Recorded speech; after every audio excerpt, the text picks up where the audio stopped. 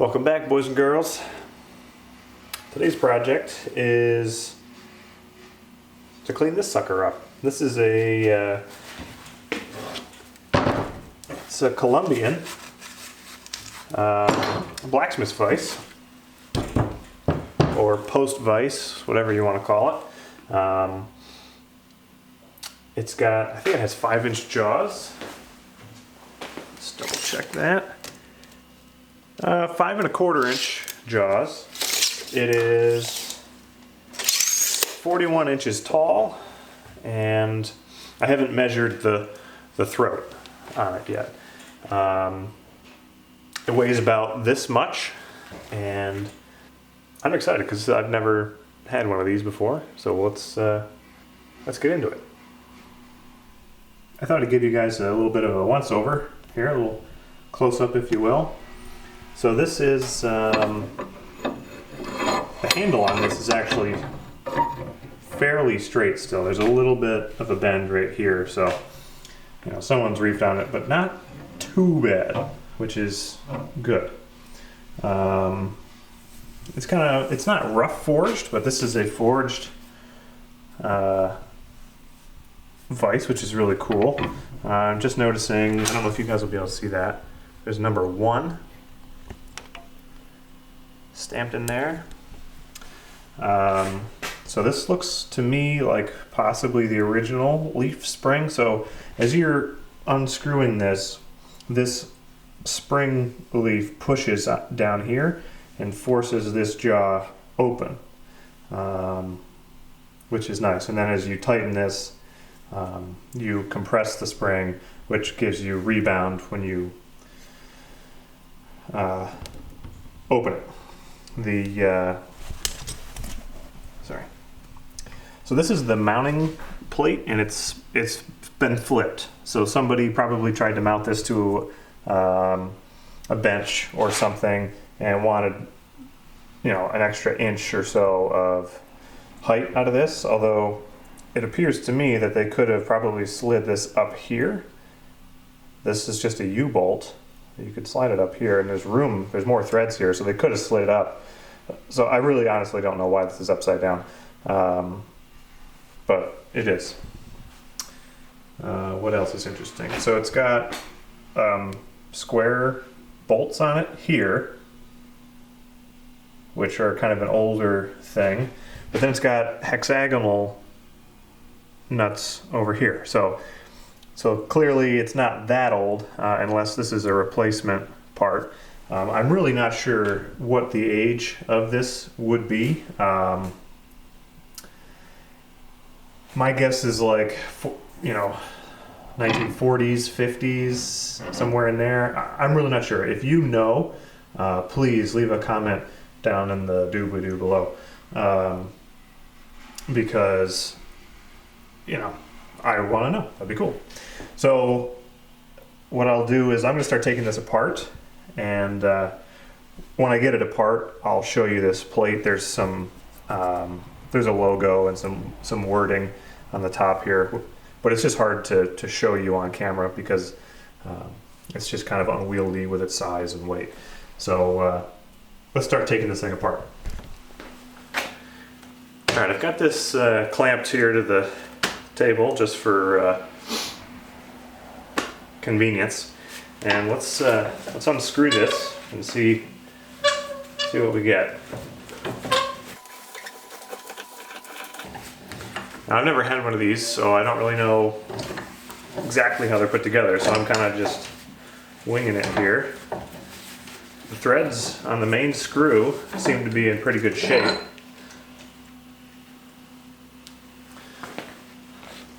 So it looks like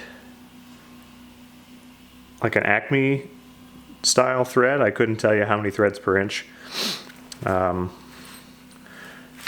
then it's a short lead screw, and then there's this little cup washer that kind of goes here up against this ball, and that's in pretty good shape.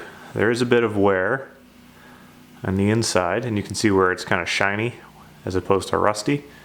And then the back face of it is pretty shiny from rubbing against other metal parts. So we'll put that in our parts bin over here. So you can see here, oh no you can't because framing. So here's that leaf spring here, and it pushes this dynamic jaw away.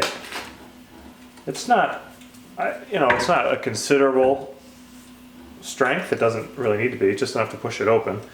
Let's see. Well, like I said, I don't really know how these come apart, so I think what I'm going to do now is put this back up on the table so I can work on it, because I can't get these things out with the clamp here. And really, I only needed it vertical like that to conveniently get the main screw out, so hang with me, I'll be right back. Alright, so I've got this back up on the table, and what I want to do now is try to get the mounting plate and the leaf spring off of here. So what I've done is I just brushed the threads here on, let's see if I can bring you guys in a little bit. There's this is just a U-bolt, so I cleaned the threads off a bit with the wire brush, just so I have, ooh, nice. Okay, can you guys see that cloud of rust?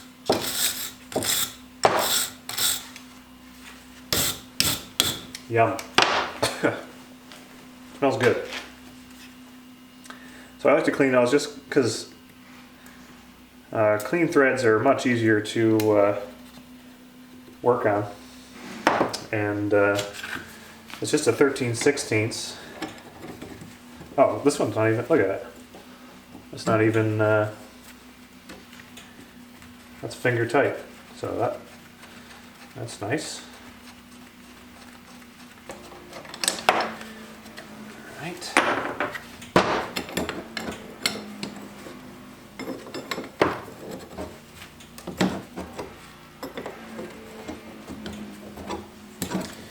This one is a little bit tighter.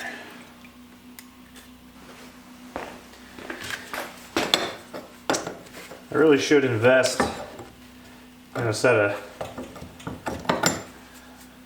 deep well sockets, because I have a bunch of random ones that I've gotten from random toolboxes at garage sales, but I don't have a set. And the biggest size I have is 3/4, which is not big enough for this guy.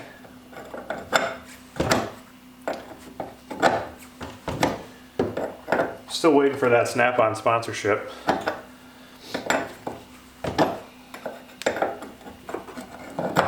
Do they even do sponsorships? Probably not. Sure, it would not be a good deal.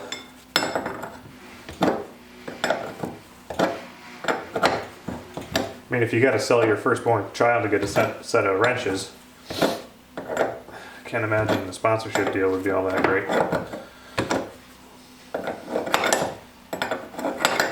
So how much hate am I going to get in the comment section for that?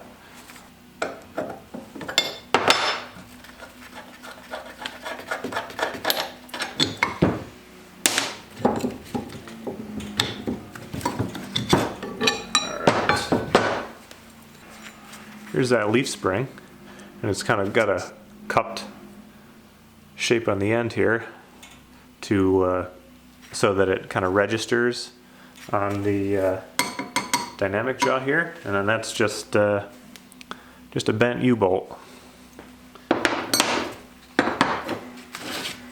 And here's the mounting plate, and this is the bottom side, which was on top when I received this. And I don't know if you guys will be able to see. If I can get the camera to focus, there we go. So I've got a number 1, or the letter I maybe, probably a number 1, and then an X right there on the bottom side, and then here's the top. There's a big letter C right here for Cleveland, holy cow. Colombian, and here it says Colombian, And this looks like hardware, maybe Colombian hardware. And then here it says made in the USA. I can't really get it to show you that. And then there's a bunch of goop right here. I don't know, some kind of schmutz. I'm not sure what that is. I don't know if it says anything underneath that, but we're gonna go over all these parts with the wire wheel, and this should be much easier to see once it's been cleaned up.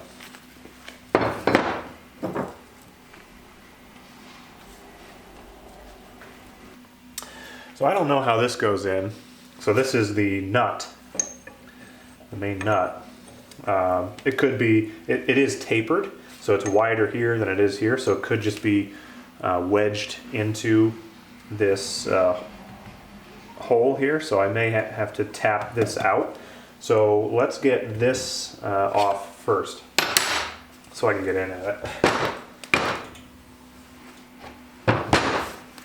So these are pretty good sized fasteners. All right, that's, let's see here.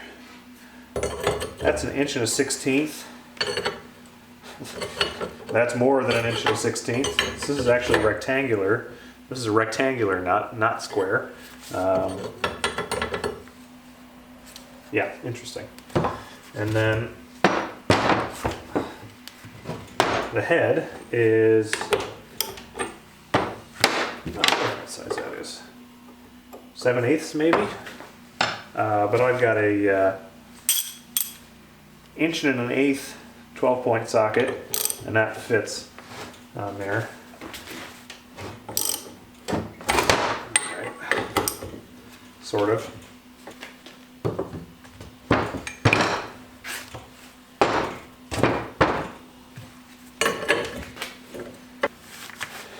So I don't know how well this is going to come apart, because this nut, I think, is probably rusted on there pretty well. We shall see.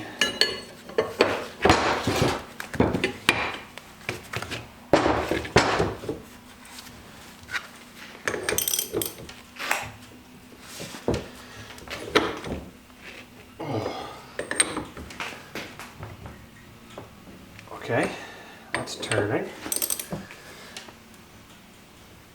All right, just want to take the other side. It's moving. It's a pretty good amount of rust in there. Wasn't sure this was going to work.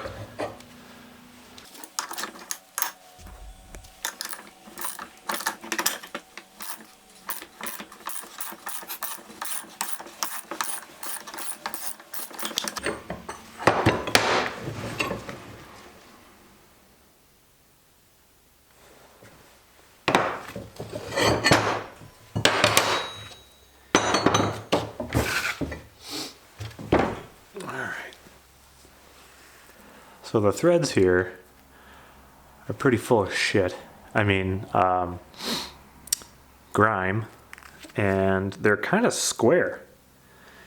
It kind of looks to me like, I don't want to say cross-threaded, but they don't have a very nice sharp point at the top of the threads. It's a pretty wide, flat thread form at the top there, so I don't know. We'll get that cleaned up. So now that is out, this, in theory, yep, there we go, come right out. So there's just a hole there that goes in here, and it just lines up and holds it in place. Now, I will not pretend to know much at all about forging and manufacturing, but to me this almost looks like it was split, like with a drift, but I don't know, because it's kind of split. Like I said, I don't know how they would have manufactured this. Would this be a long piece of flat stock, that got heated in the middle and then folded over, and then, well, I don't know, how would you, if you know how this was made, leave a comment. It would probably be a lot to type up, but I would be very interested to know how this would have been forged and or manufactured in any fashion. Just because this feature here, you don't really see this. This wouldn't have been drilled out, I don't think. So you got a nice wide hole here that kind of comes together like a V down here. But then on this side, you've got a small hole that kind of does look drilled. So, I mean, I'm sure they probably did some machining to this after it was forged. You know, it would have been rough forged and then machined to some extent. Obviously, they had to drill that hole. But this is really interesting to me, how this seems to be made. So if you know something on how this would have been made, please leave a comment. So now what we have left is the main leg here and the nut, and then this washer here. So let's see if we can tap that out of there.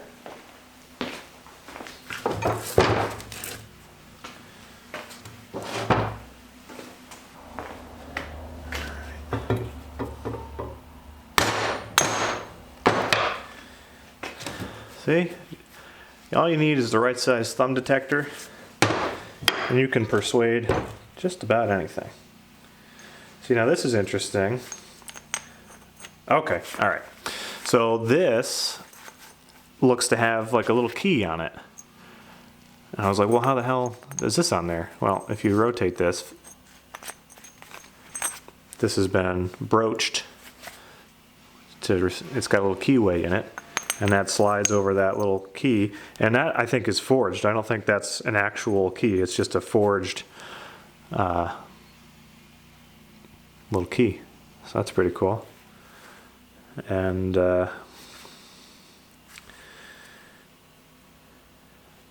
threads appear to be in decent condition. So that's it. So this thing is all torn down into its pieces here. What I'm going to start doing is I'm going to put the small parts, the hardware, in some degreaser, maybe? Nah, I'm just going to wire wheel everything. Yeah, so I'm going to get the vise out in the driveway, clamp these things down, and start wire wheeling stuff. So I'll see you in the driveway. Wanted to give you guys another quick once over of the parts. You know, pretty grimy. There's quite a bit of schmoo.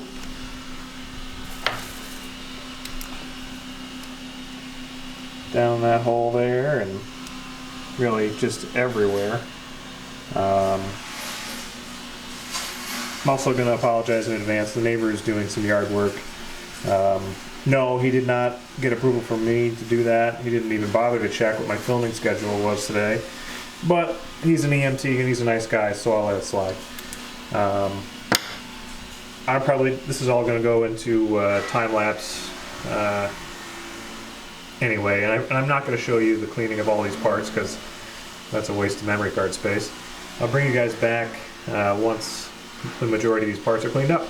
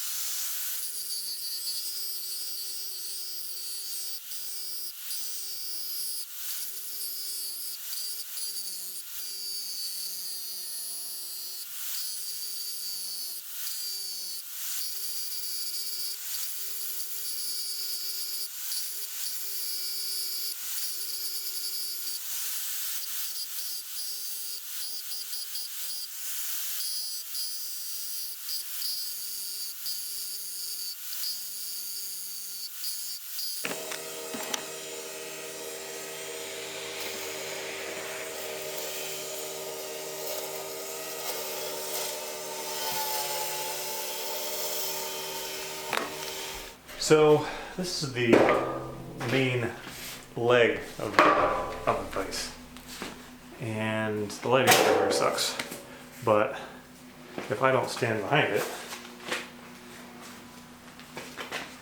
you might be able to tell. Maybe if I just stand it up. But right about here, looks like it's got a bit of a kink in the leg, and I'm going to see if I can persuade that straight. It's doubtful because I only have those little bottle torches, you know, these guys, and this is it's a good sized hunk of metal, so I'm not sure if I'm going to be able to get enough heat into it to soften this where if I hit it with a hammer it'll move at all. So what I'll do is I'm gonna start heating this, and then if I can get any color in here, or if I can get it to move at all, I'll turn the camera on and film the straightening portion. Alright, I'm starting to get some heat built up in here.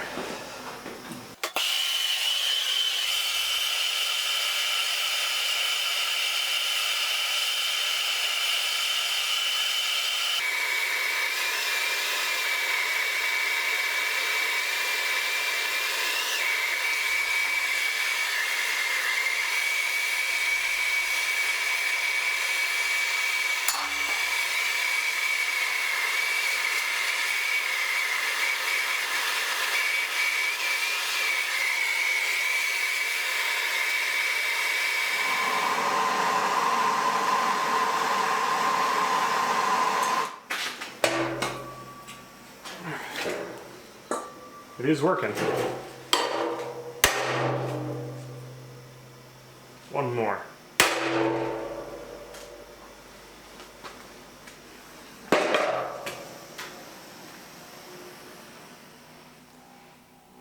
All right.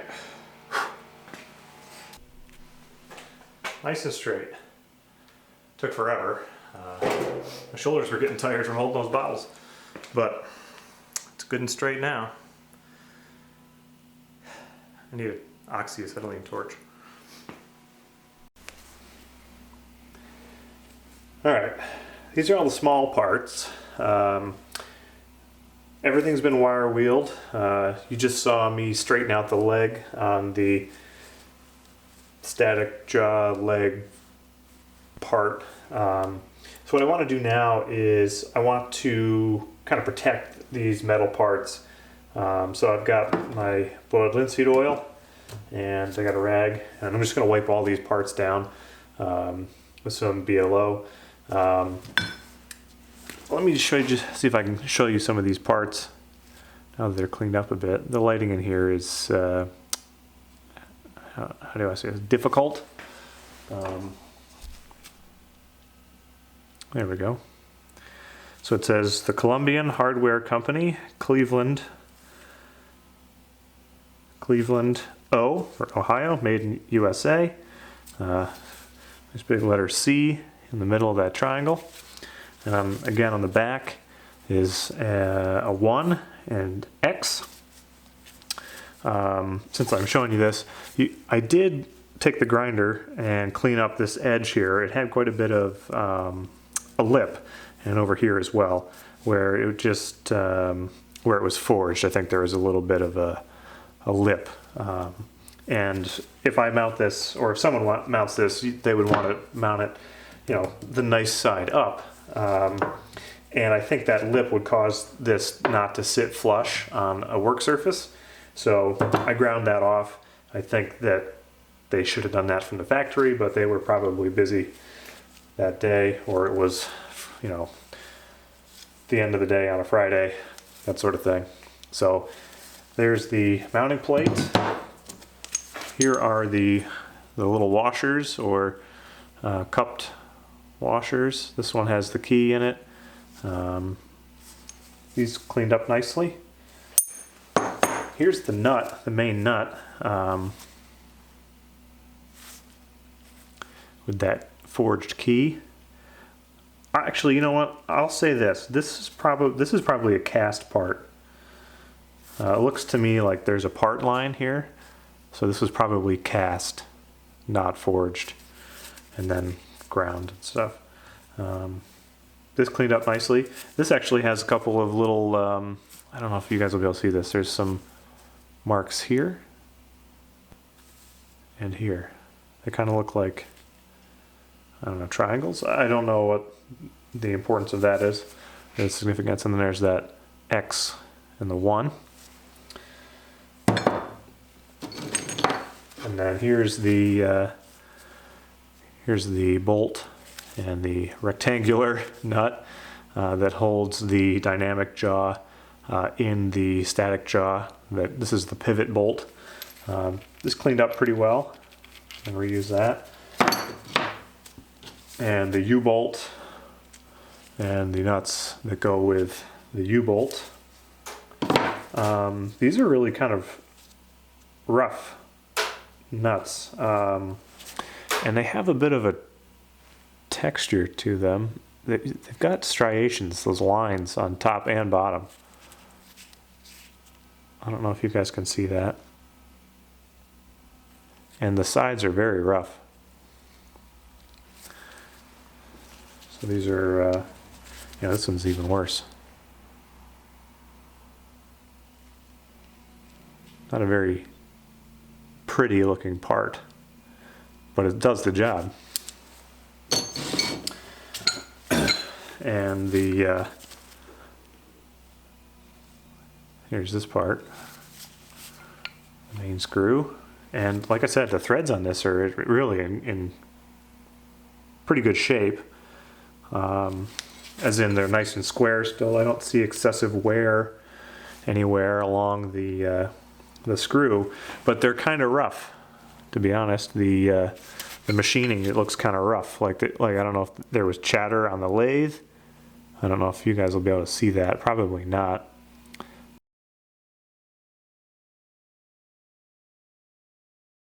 But it's rough. It's not a very smooth surface finish, but it's consistently not smooth. So again, I think it's not wear. I think it just came from the factory, not that smooth. Here's our leaf spring, and this is the bottom, and this pushes against the this area on the dynamic jaw, like so. Turn around. So there's that, and here's the dynamic jaw, and you can see better now that there's less crap on it.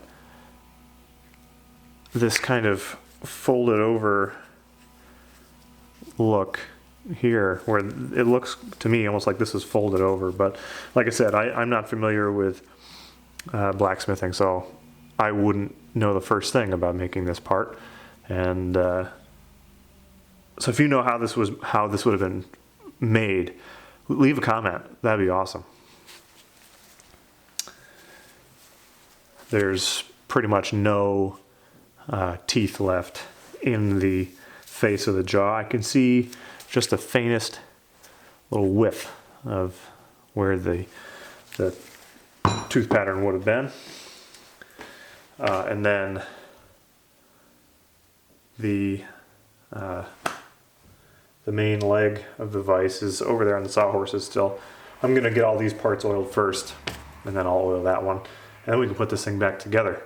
All I'm going to do is soak the rag with oil and wipe everything down. So I'll spare you that. I'll see you in a minute.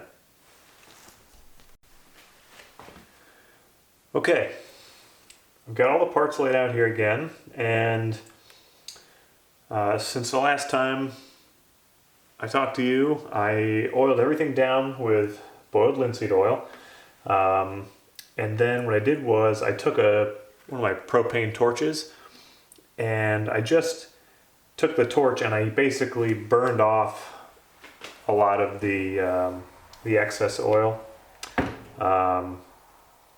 It's too cold here in New York right now for boiled linseed oil to dry really on its own. It takes time to build up or to dry. It does have drying agents in it. I think the boiled linseed oil has drying agents in it, which makes it dry faster than regular or raw linseed oil.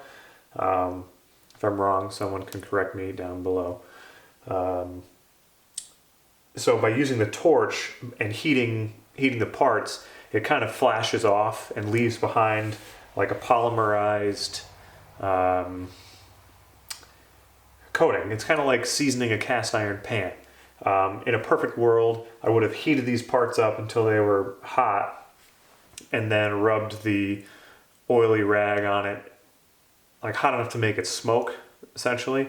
Because what I'm trying to do is cook the oil off and have it kind of chemically transform into a rust-resistant coating. Like I said, like a seasoned cast iron cooking pan.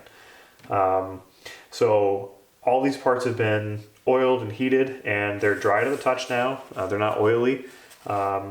So let's put it back together. If I can remember how. Were you paying attention? I wasn't.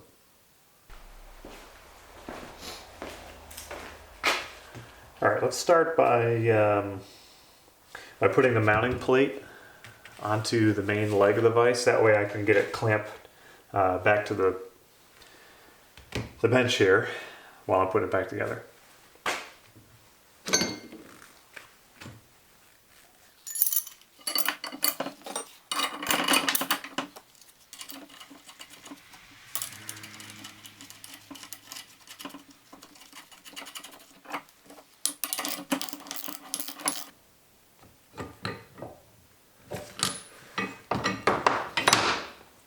All right, I'm not going to tighten this stuff down too much because I've got to fit other parts in here also. Let's put the dynamic jaw on here. So this guy's going to go in there. And this is that nut and bolt that holds it in place.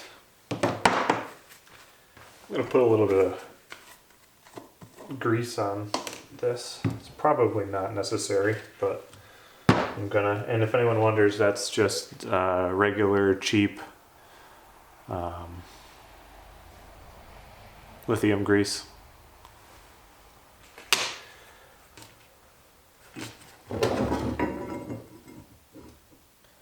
So we'll just get that hole lined up.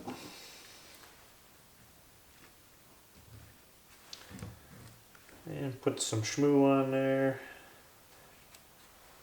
Okay.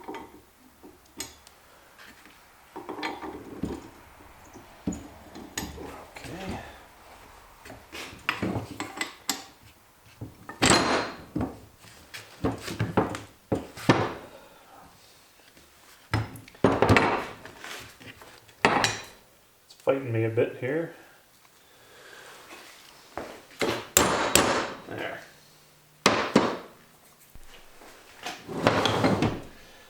So now I can put this guy on there. Maybe. There we go.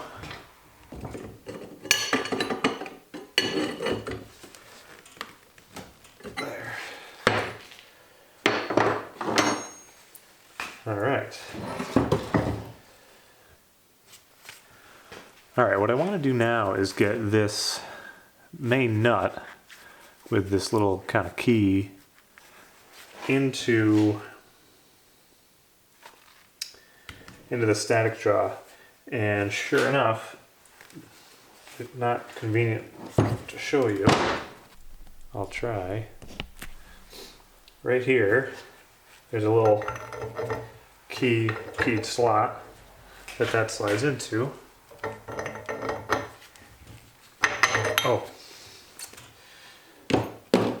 want this little bush in there.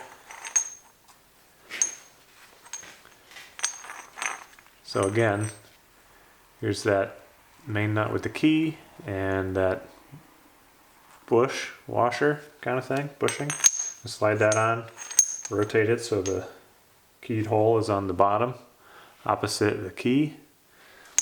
And then I'm going to slide the whole contraption in here.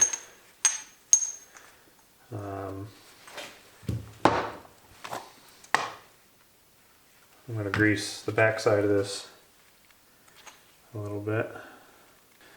So this face of the bushing is going to wear against that, so I just want to give it a little bit of extra selectivity. And then with that, like so, I think now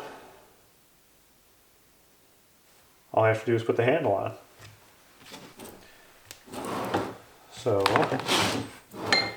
what I'm going to do here is I'm going to put a blob of fresh grease in here, in the threads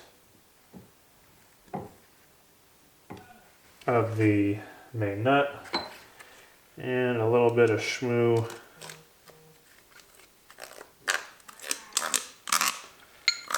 on the threads.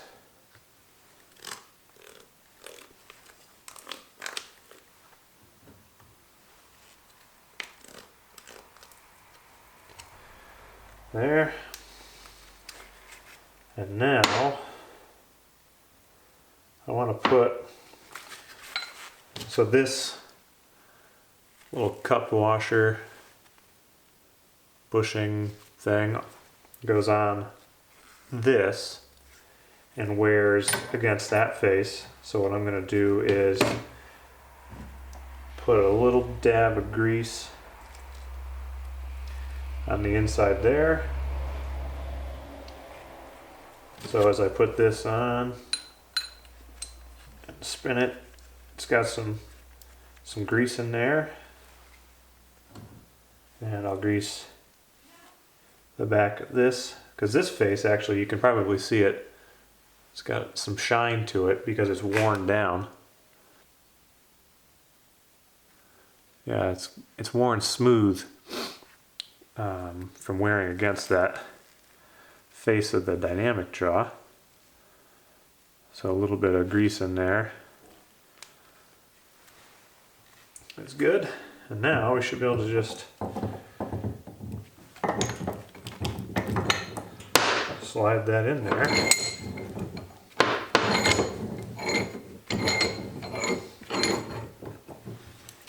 And I can feel some resistance from the leaf spring. That's good.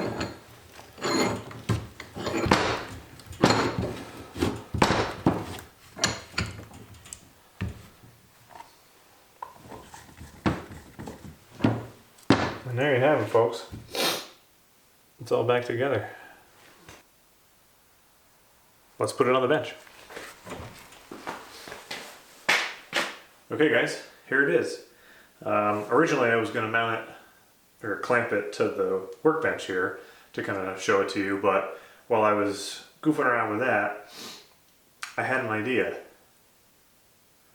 I know, every once in a while a thought pops into my head, and this was one of those times.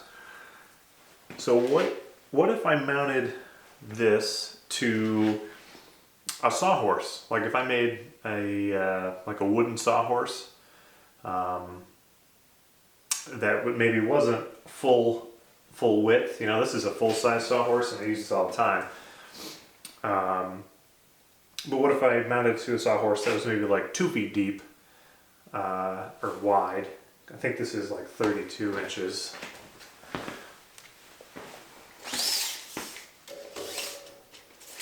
Yeah, this one's 33 inches. So if I did it a 2 foot deep sawhorse to here, which would be here, or maybe even 20 inches, it wouldn't take up as much space in the workshop.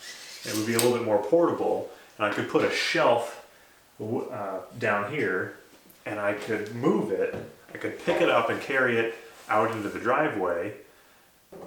If this wasn't a 2x4, but if this was like a 2x10, so it'd be wider this way, and I could clamp things to the overhang. Like here, there's no room to clamp this, but if this was a 2x10, it would be more of a work surface, and I could clamp stuff to it. This could be my like kind of wire wheeling grinding station, if you will.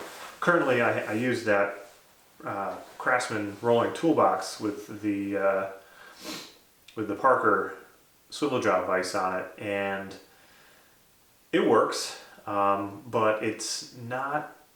It's kind of a lot of vise for that toolbox. Here, let me show you. So this is my current setup, and like I said, this works, but the problem I have with it is when I roll this around, it's really top heavy because, well, the toolbox is empty, and the toolbox itself is probably 40 pounds, but the vise here is probably 60 pounds, and it's on top and it's overhanging. So anytime I put something decent sized in the vise, it really kind of wants to move around, and it's not great. So that's what kind of, I've been looking for a way to improve this, which leads us back to this. What do you guys think? Does that make sense to do that? Because with the leg on the vise, like, this is a lot more stable. Like I can push down and put heavy things in this, and I wouldn't really worry about it tipping because that leg gives it some stability. And then also having a full wood sawhorse would be, the sawhorse itself would be heavier, and as a result, it would be a little bit more stable than the aluminum lightweight one. It would be cool to have a use for this, because like right now I don't need another bench vise, and I probably wouldn't use this as a bench vise,